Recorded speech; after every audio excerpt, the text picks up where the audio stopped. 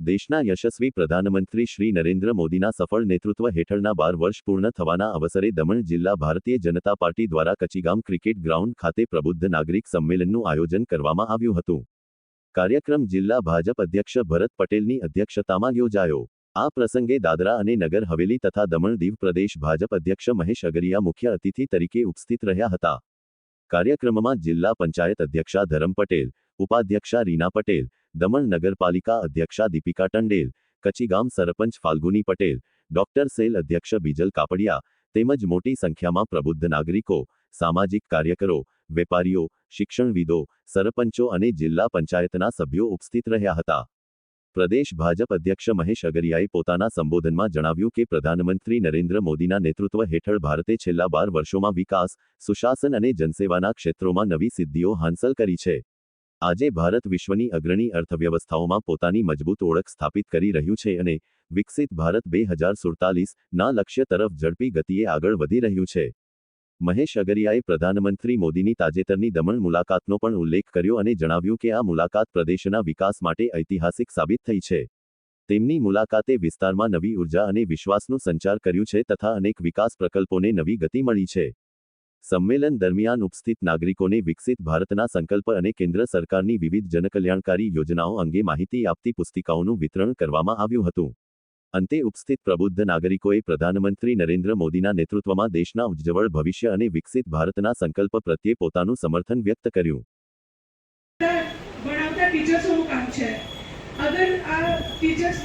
આપણે ઘણા લોકોને એટલા માટે એકત્રિત કરીએ છીએ કે શા માટે આપણે આ કાર્યક્રમનું આયોજન કરીએ. આપણે જાણીએ છીએ કે જ્યારથી આપણા દેશમાં 2014 થી 2026 સુધી આપણા દેશના યશસ્વી પ્રધાન સેવક એવા આદરણીય શ્રી નરેન્દ્રભાઈ મોદીજી દ્વારા આખા દેશને જે રીતે વિકાસના પંથે લઈ ગયા છે, આપણે એમ કહેવાય છે કે ન્યૂ ઇન્ડિયાની કલ્પના જે આપણે કરતા હોય છે એ ન્યૂ ઇન્ડિયા આપણને દેખાઈ રહ્યું છે. આપણે શરૂઆત 2014થી જ કરીએ એવું કહેવાતું આપણા દેશમાં કે ભારત ખૂબ ગરીબ દેશ છે, ત્યાંના લોકો ખૂબ ગરીબ છે. ભારત દેશ તો ગરીબ હતો જ નહીં. જો ભારત દેશ ગરીબ હતો તો આપણા પર અંગ્રેજો કે બીજી જે કોઈ કોમે આક્રમણ કર્યું એ કર્યું જ ન હોતું, તો આપણે ગરીબ તો હતા જ નહીં. આપણને તો સોનાની ચીડિયા કહેવામાં આવતું હતું.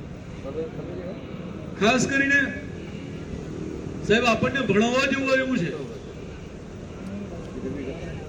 આપણી માનસિકતા એવી કોંગ્રેસે કરી હતી. હું એમને જીવતો જાતું તમને ઉદાહરણ આપું તો તમને આઈડિયા આવશે. સાહેબ આપણે 1947માં આપણે આઝાદ થયા ત્યારથી આપણને માનસિકતા એ રીતે તૈયાર કરવામાં આવી કે આપણે ગુલામ હતા. આપણે બધા જ બોલીએ છીએ કે આપણે ગુલામીથી મુક્ત થયા, ગુલામીથી મુક્ત થયા. નેતૃત્વમાં આપણે બીજા 99 જાણો છો એમાં કેટલાય કરોડો લોકોનું મૃત્યુ થયું છે વિશ્વમાં. આપણા જે પોલિટિકલી પર્સન હોય કે એમને કોઈ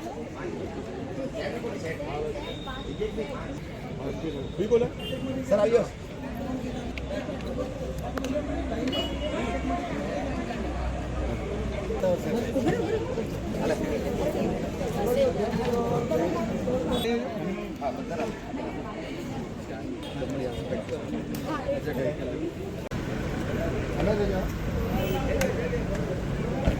भाभी जब तक जाना.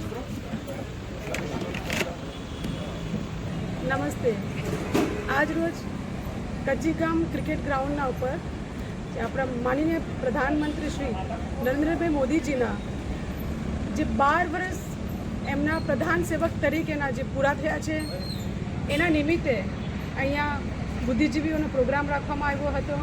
માટે અમારા પ્રદેશના અધ્યક્ષ મહેશભાઈ આગળજીના નેતૃત્વમાં આ પ્રોગ્રામ થયો છે.